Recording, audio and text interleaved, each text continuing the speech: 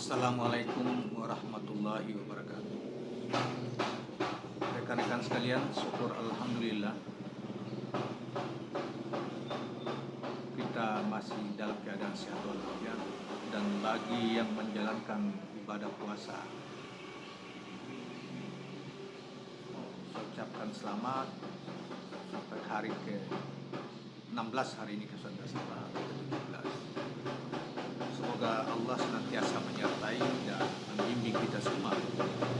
Dan kepada rekan-rekan yang tidak berkewajiban melaksanakan ibadah puasa, kita senantiasa memberikan kekuatan berhati dan selalu melindungi sekalian kita. Kawan-kawan sekalian, kali ini kita akan kembali berjumpa di Jejak Semesta 65 Channel. Dan kali ini pula kita akan menyampaikan beberapa kata hikmah dan syarahnya atau penjelasannya. Kali ini dari ulama besar Ibnu Athaillah As-Sukandari, yang di dalam kitabnya Al-Hikam yang terkenal itu. Saudara sekalian, Ibnu Athaillah As-Sukandari adalah seorang ulama tasawuf besar, bukan hanya sekarang ahli tasawuf, tapi juga beliau juga menguasai beberapa ilmu, diantaranya ilmu hadis dan lain sebagainya. Beliau lahir di seputar Fes yang sekarang ini di kota Fes, yang mungkin sekarang masuk dalam kawasan negara Aljazair ya.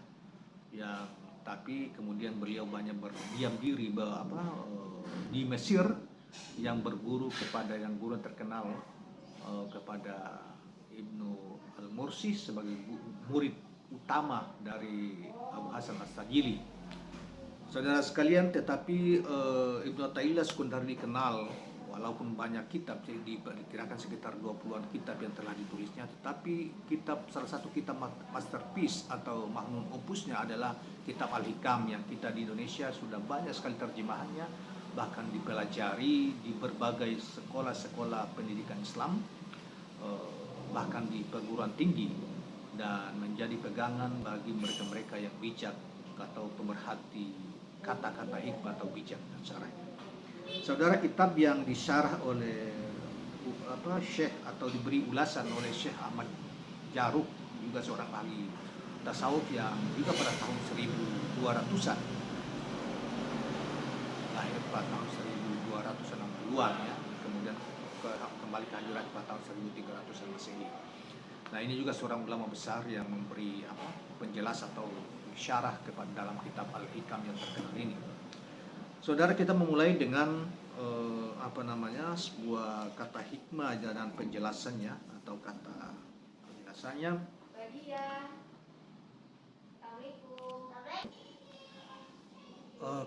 Rekan-rekan sekalian, Ibnu Athaillah As-Sukandari menyatakan, jangan sampai lambatnya pemberian, padahal kau terus-menerus berdoa untuk membuatmu putus asa. Seorang hamba semestinya terus berdoa sebagai wujud kehinaan, kerendahan, dan kefakiran dirinya di hadapan Allah Subhanahu wa Ta'ala. Ketika membutuhkan sesuatu, sepatutnya ia terus berdoa memohon kepada Allah. Sikap itulah yang dituntut dari hambanya di dalam berdoa. Ketahuilah bahwa sesungguhnya Allah menjamin pengabulan doa jika kau telah berdoa serta tekun melaksanakannya. Jangan pernah berputus asa. Putus asa muncul karena engkau melihat sebab akibat dan kesungguhan doamu. Kau berputus asa karena merasa telah sungguh-sungguh berdoa, tetapi apa yang engkau mintakan tak juga dikabulkan. Nah, jika kamu meninggalkan pintu Tuhan lantaran doamu lambat dikabulkan, berarti engkau membatasi permintaan itu dengan doa yang sebetulnya merupakan wujud ekspresi kehinaan dan kefakiran dirimu, serta wujud kesadaranmu akan kehadiran dan keagungan Sang Maha Pencipta. Saudara sekalian, berkaitan dengan ini, permintaan kepada Tuhan, manusia terbagi menjadi 3 golongan. Orang yang menghampiri Tuhan dengan pasrah sehingga ia ridha dan selalu terhubung kepadanya, baik dalam keadaan ada maupun keadaan tiada. Orang semacam ini tak akan berhenti berdoa meskipun doanya tak kunjung dikabulkan. Yang kedua, orang yang bersimpu di hadapan pintunya karena yakin pada janjinya dan selalu menyaksikan ketentuannya. Ia selalu melihat kelalaian yang dilakukannya, dan ketika doanya tak juga dikabulkan, ia merasa bahwa cacat. Melihat kelalaian yang dilakukan dan ketika doanya tak dikabulkan, ia merasa banyak cacat pada dirinya dan juga kekurangan pada doanya. Yang ketiga, orang yang berdiri di depan pintunya, maksudnya depan pintu Allah, disertai sejumlah sebab, dalil dan sikap lalai. Ia menginginkan sesuatu tanpa mengabaikan atau mengembalikannya kepada ketentuan dan kebijaksanaan Allah. Orang semacam ini bisa jadi ragu terhadap janji Tuhan, bimbang atau nyaris putus asa tanpa sebab yang jelas. Semoga Allah menyelamatkan kita dari termasuk golongan semacam ini. Saudara sekalian, dikutip bahwa Syekh Abu Muhammad Abdul Aziz Al-Mahdawi radhiyallahu anha berkata, orang yang ketika berdoa tidak mau meninggalkan pilihannya dan tidak ridah dengan pilihan Tuhannya, ia adalah orang yang dulu.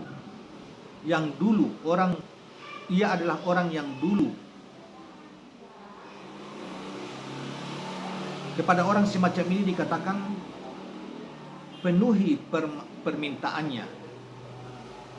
Aku tidak suka mendengar suaranya. Namun apabila ia bersama dengan pilihan Allah, bukan dengan pilihan dirinya, maka ia termasuk yang doanya dikabulkan meskipun tidak diberi. Amal manusia tergantung pada penutupnya. Kondisi bodoh yang melahirkan putus asa bisa dilenyapkan dengan mengetahui luasnya janji Tuhan dan bahwa realisasinya tidak terbatas. Inilah yang dijelaskan oleh Ibnu Athaillah As-Sekundari berikut ini. Dia telah menjamin untuk menerima doamu sesuai dengan pilihannya, bukan sesuai dengan pilihanmu, serta pada waktu yang dia inginkan, bukan pada waktu yang engkau inginkan. Penjelasannya adalah di dalam firman Allah Subhanahu wa taala surat Al-Ghafir ayat 60 sebagai berikut. Artinya, berdoalah kepadaku niscaya ku kabulkan. Dia berjanji untuk mengabulkan, tetapi dalam bentuk yang bersifat umum. Dia tidak mengatakan pasti kukabulkan apa yang kalian minta pada waktu yang kalian inginkan, dalam bentuk yang kalian kehendaki. Masalah ini dipertegas oleh sabda Nabi Shallallahu Alaihi Wasallam. Setiap orang yang berdoa berada di antara tiga kondisi. Permintaannya segera dikabulkan, ditunda pengabulannya, atau dialihkan dari keburukan yang senilai dengannya.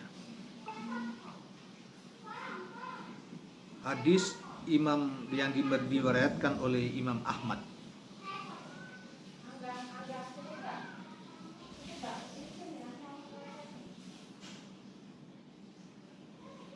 Selanjutnya Nabi bersabda, setiap doa kalian dikabulkan selama tidak tergesa-gesa, seperti dengan mengatakan aku sudah berdoa tetapi tidak juga dikabulkan. Saudara sekalian, diriwayatkan bahwa jarak antara pengabulan doa Musa serta Harun dan firman Allah, doa kalian telah dikabulkan. ada 40 tahun jaraknya, lamanya. Syekh Abu Hasan As-Sajili radhiyallahu anha menafsirkan firman Allah berikut ini. Hendaklah kalian kukuh mengandung.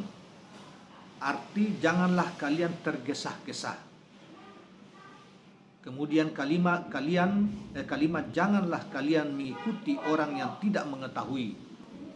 Berarti jangan mengikuti orang yang tergesa-gesa, ingin doanya segera dikabulkan. Pengabulan doa merupakan pilihan dan wewenang mutlak Allah, baik dari baik isi dan waktunya, karena 3 sebab. Yang pertama, karena cinta dan perhatiannya kepada hamba. Sesungguhnya Dia Maha Pemurah, lagi Maha Penyayang dan Maha Mengetahui. Dia pula Maha Pemurah, pasti akan memberikan apa yang diminta oleh hambanya sesuai dengan pengetahuan dan kebijaksanaannya. Kedua, karena pengabulan doa lebih menunjukkan sisi ubudiyah hamba dan lebih menampakkan kendali rububiyahnya. Sebab seandainya pengabulan doa diserahkan kepada keinginan hamba, maka permintaannya menjadi penentu atas kehendak Allah Subhanahu wa taala. Dan tentu saja mustahil kehendak Allah diatur atau diarahkan oleh permintaan hamba. Ketiga, karena doa merupakan ubudiyah. Ubudiyah itu proses penghambaan. Ubudiyah artinya proses penghambaan hamba kepada Tuhan dalam bentuk doa. Hakikat doa adalah memperlihatkan kefakiran, kerendahan, rasa butuh hamba kepada Allah Subhanahu wa taala. Jika pengabulan doa sesuai dengan keinginan hamba, rasa rendah, hina dan butuh itu tidak akan terungkapkan dalam lafal-lafal permintaannya. Tanpa rasa butuh kepada Allah, maka rahasia taklif menjadi sirna. Seorang sufi mengatakan, manfaat doa adalah menunjukkan kefakiran dan rasa butuh hamba di hadapan Allah Subhanahu wa taala. Jika tidak, tentu Tuhan Maha Kuasa melakukan apa saja. Di sisi yang lain, pada kesempatan yang lain atau selanjutnya, Ibnu Athaillah Sukandari mengatakan, jangan sampai tidak terwujudnya apa yang Dia janjikan membuatmu ragu meskipun waktunya telah ditentukan. Maksudnya seorang hamba tidak semestinya merasa bimbang dan ragu terhadap hasil atau buah dari doa-doa yang dipanjatkan. Jangan sampai kau mengatakan janjinya benar dan waktunya juga tidak ditentukan dengan jelas. Namun apa yang dijanjikan tidak kunjung terjadi dan mewujud. Perilaku seperti ini melahirkan sikap ragu dan bimbang. Ini diakibatkan oleh pengetahuan yang sempit karena ia hanya melihat sisi lahir dari janji tersebut tanpa melihat isi batinia dan hakikatnya. Sebab jika ia memiliki pengetahuan yang luas, ia akan menyadari bahwa lahiriah janji tidak melenyapkan hakikat yang terkandung dalam janji tersebut. Dengan begitu, ia meyakini janji yang ada seraya melihat kepada sisi batinnya. Caranya ia selalu mengaitkan setiap urusan dengan syarat yang Allah sembunyikan.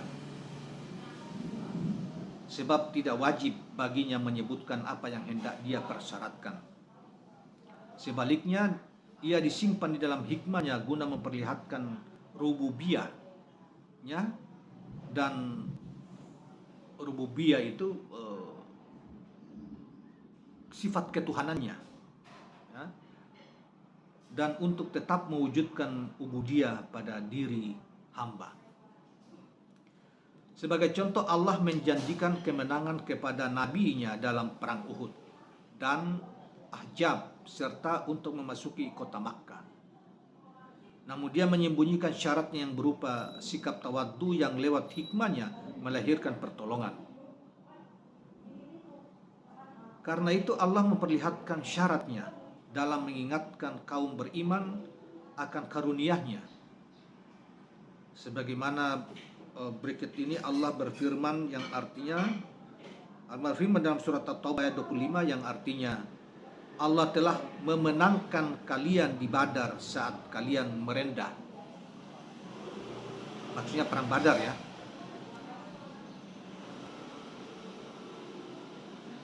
Kemudian di dalam surat An-Naml ayat 62 Allah berfirman yang artinya, pada perang Hunain saat kalian bangga dengan banyaknya jumlah kalian. Dalam kaitan dengan ini, Nabi SAW berpesan kepada Ibnu Abbas radhiyallahu anha, paman beliau, ketahuilah bahwa kemenangan diraih bersama ketawaduan, kerendah hatian ya, tawaddu, rendah hati. Dengan demikian sikap tawaddu adalah atau sikap rendah hati adalah rahasia yang disyaratkan jika permohonan ingin dikabulkan. Pasalnya Allah berfirman, Dia melenyapkan keburukan dan menjadikan kalian sebagai pemimpin di muka bumi.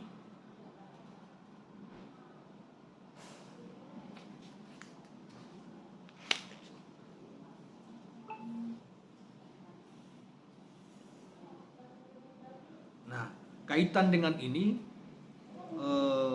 Ibnu Athaillah masih melanjutkan dengan pernyataannya atau kata hikmahnya. Dia mengatakan itu supaya, saya ulangi sebelum kita bacakan kata hikmah berikutnya. Penentuan waktu disebutkan dengan maksud sebagai bentuk penegasan bagi hambanya yang percaya kepadanya, maksudnya kepada Allah. Kemudian Ibnu Athaillah menyebutkan sebab larangan bersikap ragu dengan berkata, itu supaya tidak merusak pandangan mata hatimu atau basyirahmu dan memadamkan cahaya jiwamu. Penjelasan tentang ini dikatakan bahwa bisa merusak pandangan mata hati karena hamba melihat suatu urusan dengan cara yang tidak semestinya. Ia melihat suatu urusan bukan dengan keluasan ilmu. Kebiasaan melihat dengan cara semacam itu akan menciptakan bias dan merusak pemikiran sehingga kebenaran semakin samar, bahkan akhirnya benar-benar tersembunyi. Kemudian dikatakan bisa memadamkan cahaya jiwa karena cahaya jiwa terbit dari luasnya penglihatan. Maka orang yang berhenti hanya memperlihatkan lahiriah janji berarti menafikan hal tersebut sehingga cahaya jiwanya padam. Sementara basyirah itu bagaikan mata lahir. Jika tertutup benda kecil sekalipun mata tidak dapat melihat meskipun tidak sampai menjadi buta. Lintasan hati termasuk keburukan yang akan merusak penglihatan dan mengeruhkan pandangan. Di sisi lain kehendak dan keinginan juga dapat menghilangkan kebaikan. Dan upaya dilakukan untuk merealisasikan keinginan akan si pemilik kehilangan bagian dari Islam. Alih-alih ia tercerabut dari akar syariat dan keislamannya. Saudara sekalian, selanjutnya Ibnu Athaillah mengatakan, jika Dia Allah membukakan jalan bagimu kepada sisi pengenalan, tidak usah risau meski amalmu masih sedikit. Saudara sekalian, engkau harus bergembira karena dibukakan jalan untuk mengenali, atau mengenali, yang dimaksud mengenali sini adalah mengenali Dia Allah Subhanahu wa taala. Engkau harus bergembira karena bisa jadi engkau tidak mendapatkan jalan lain untuk mengenal Dia. Lalu dimaksud dengan sisi pengenalan di sini adalah sesuatu yang membuatmu mengetahui keagungan Tuhan dan kehinaan dirimu, mengetahui dunia berikut isinya, serta mengetahui makhluk berikut hakikatnya. Semua itu pada akhirnya tertanam kuat di dalam relung hatimu, sehingga sikap untuk berbuat atau tidak berbuat selalu bergantung kepadanya. Puncaknya adalah ketika pengenalan itu menghalangimu untuk memperbanyak amal. Jika karena itu amal menjadi sedikit, kau harus mengabaikannya. Sebab yang memerintahkan adalah Dia yang maha mengendalikan. Segala sesuatu berasal dari Dia dan akan kembali kepadanya. Saudara-saudara sekalian, demikianlah beberapa kata-kata hikmah dari Ibnu Athaillah sebenarnya yang kita sudah sampaikan, sekaligus syarahnya dari yang dikemukakan oleh Ibnu Jarud di dalam kitab Al-Hikam ini. Saudara sekalian, mudah-mudahan untuk sementara kita akhiri sampai di sini, dan jangan lupa subscribe, share dan like channel ini. Semoga kita mendapat tambahan pengetahuan dari apa yang barusan kita bacakan, kita sampaikan. Terima kasih. Assalamualaikum warahmatullahi wabarakatuh.